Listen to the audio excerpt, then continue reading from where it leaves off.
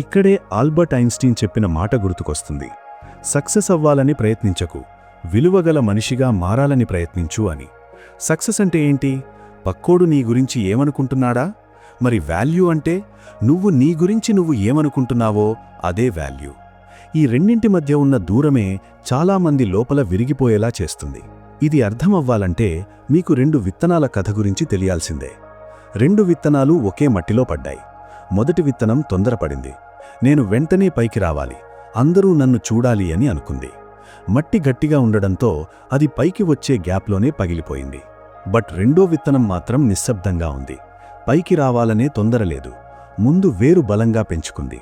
కాలం గడిచాక అది పెద్ద చెట్టు అయింది. చాలామందికి నీడనిస్తుంది. అయితే ఇక్కడ క్వశ్చన్ ఏంటంటే, రెండో విత్తనం సక్సెస్ కోసం ఎదురు చూసిందా లేదా వాల్యూ కోసం ఎదిగిందా?